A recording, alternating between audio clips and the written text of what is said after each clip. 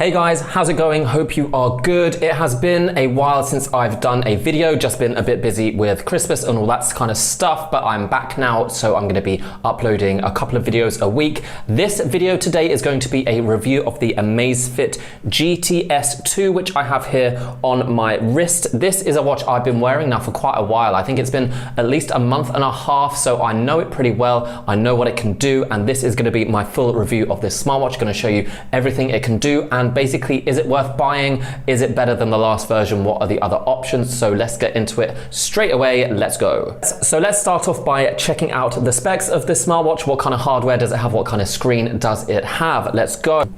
The Amazfit GTS 2 has a 1.65-inch AMOLED color display with a resolution of 348 by 442 pixels. It has a pixel density of 441 ppi and a maximum brightness of 450 nits.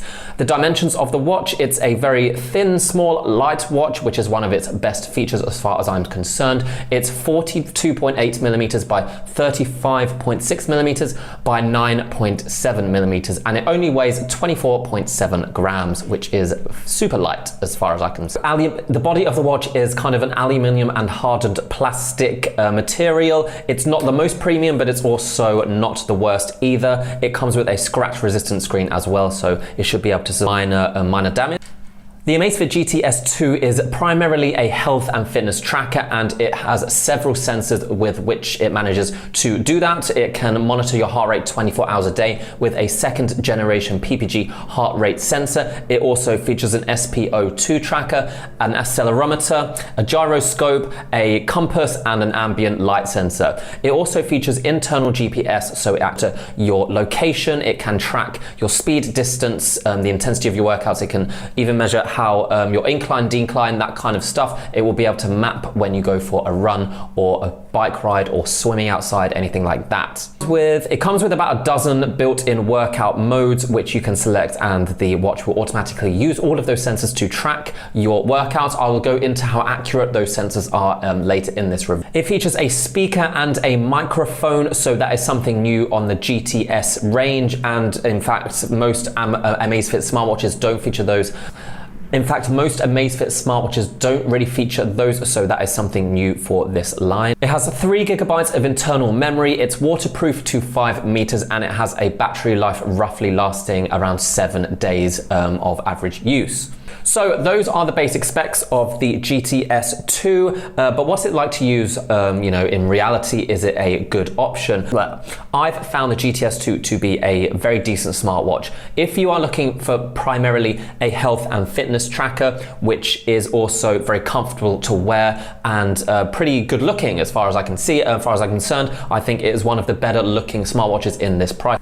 Mostly thanks to this screen. Let's take a closer look at the AMOLED color display. Like I said, it is 1.65 inches AMOLED color display, so that is pretty large for a watch of this design, of this rectangular display, and it's very bright, very colorful. You can adjust the brightness. There is a always on display which you can select. It won't give you all of the information, but it does have that always on display option, which is pretty useful. The overall design of the watch, I think again, the overall design, the body, the materials is probably one of the best features of the GTS 2. I do prefer this rectangular design, but mostly the thickness and the weight of the watch makes it very comfortable to wear. You can wear this all day and all night, and I don't really notice it's there, so that is important because you don't want a watch that irritates you, especially when you're sleeping. If you're into tracking your sleep quality, this is the watch to get. You don't even, like I say, you don't even notice. It's very comfortable to wear even while you're sleeping. The watch isn't the most premium looking or the most premium materials. It is still plastic at the end of the day, mostly. They have improved somewhat on the last design, and I think just at first glance it looks pretty sleek. This black body mixed with the almost edge-to-edge display looks pretty sleek. If we compare it here to the Apple Watch SE, which I have as well, I mean, there is a difference in terms of quality. Obviously, the Apple Watch is more expensive and therefore has high quality materials and looks a bit better. But to be fair, just from straight away, you wouldn't notice right away. I think it would take a couple minutes for you to notice the difference. Also, the Apple Watch is a little bit thicker and the screen is a little bit smaller. I am going to be doing a full video comparing these two watches, the Apple Watch SE and the Amazfit GTS 2. So if you're interested in that, check it out. It's going to be coming later this week. So overall, the design, the display, the screen is very good. That is one of the better things about this smartwatch. But how about the fitness and health tracking features? Because that is something, obviously, that's very important. We want to know whether the heart rate monitor and all the other sensors work well. Do they track things that you want them to track? Do they do it accurately? That is the most important thing about this watch, because it is, like I say, a health and fitness tracker first and foremost. So, for the most part, I would say the GTS 2 is pretty accurate. The heart rate monitor is pretty accurate. Is it 100%? No. Are there smartwatches out there that do better? Yes. But this is also cheaper than those more accurate smartwatches.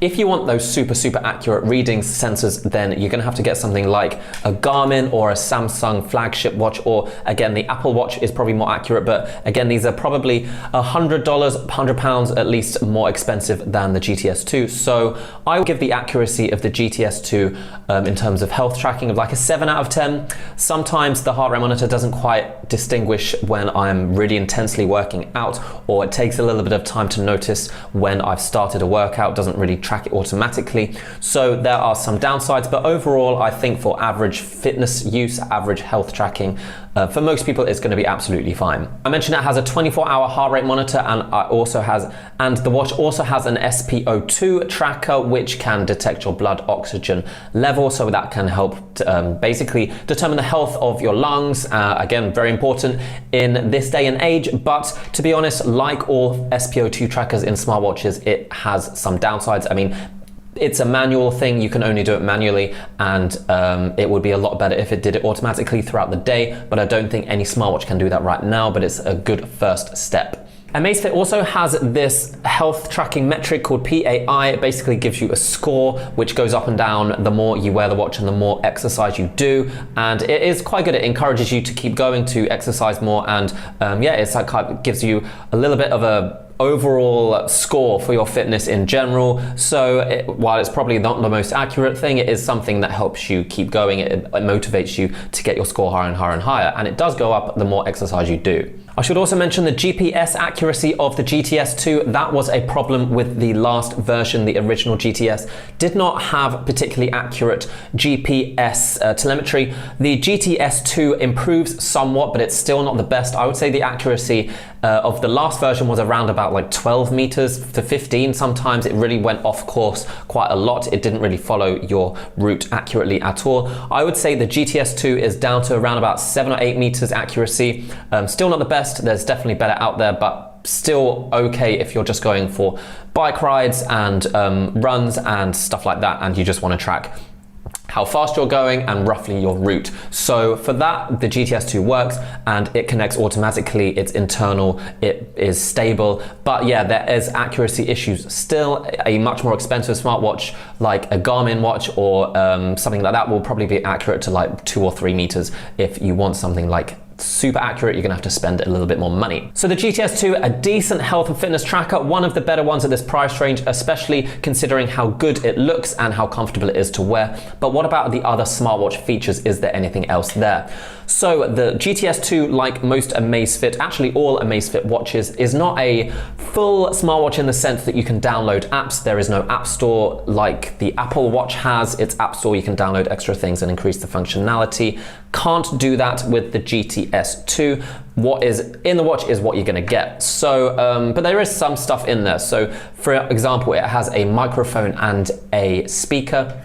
So that means you can access voice commands. It has inbuilt voice commands which allow you to control the functionality of your watch. It means you can start workouts, stop them, pause them, control the brightness, control the alarms, settings like that. And It is helpful sometimes to do that if you're in a workout and you want to pause it or you want to start it. You don't actually have to, start tapping away at the watch. It can just listen to your voice, and it works pretty much all the time. Also, in an upcoming update, the GTS 2 will have access to Amazon Alexa. So if you have that built into your home, or you have the device and you have other devices that have access to that, you can control them with the smartwatch. You can expand that voice functionality to online stuff as well. So that is something new and quite advanced for a smartwatch of this type. It also means you can take and receive calls from the watch itself if you wanted to do that. As long as it's connected via Bluetooth to your phone, you could take a call from the watch. I don't personally like doing that because I just don't see the point, but it is something that is available. Also, the speaker, you can play music if you wanted from the smartwatch. You can set it as an alarm, so it actually has audible alarms as well as vibration. So stuff like that, that means that makes the speaker quite useful. I mean, we can take a listen of it here. I think there's some music built in. You hear that? That's coming from the watch. That's the loudest it goes. It's not too bad. We'll pause that horrible music.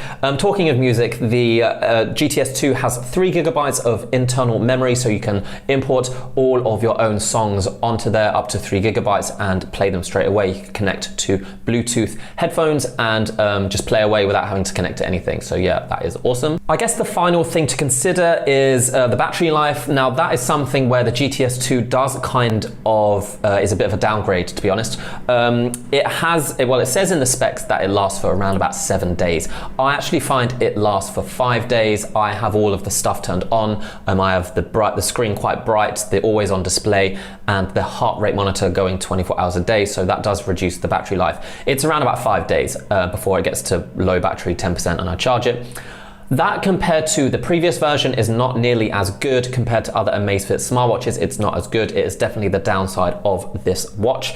Unfortunately, that is just how it is. I still find 5 days to be adequate. I'm not too mad about it. It is just, compared to the last one, it is a downgrade. However, if we just, again, consider the Apple Watch, I'm gonna do obviously the full comparison later, but an Apple Watch or a Samsung watch, or even the expensive Huawei flagship watches, they usually last 1 day, 2 days max. So 5 days for me is still pretty good.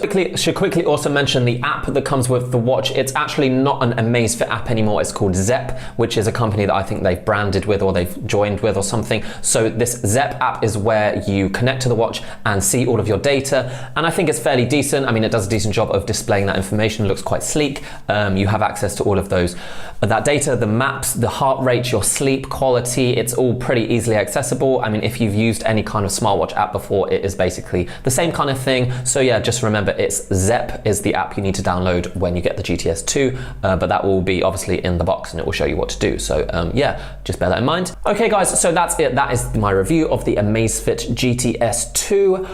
Overall, I'm pretty impressed with the watch. I think it is super comfortable. It is very sleek and great looking watch. That is definitely one of its main advantages. Particularly for me, someone who does like smaller, thinner, sleeker watches, I do love the GTS 2 design. Obviously, there is another smartwatch that's basically the GTS 2's sibling, the GTR2, which is the circular version. There are some subtle differences between the two. They came out at the same time. GTS 2 came at the same time as the GTR2. I will do a comparison between these two as well, so we can see those subtle differences.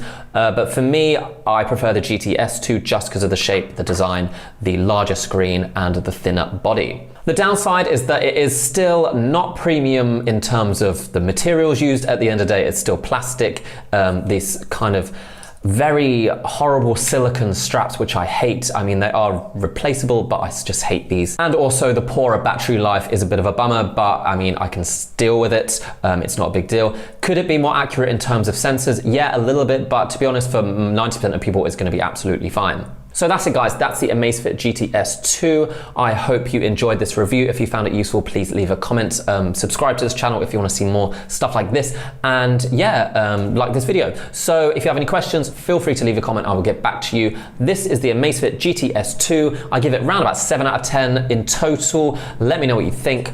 I will see you next time, bye.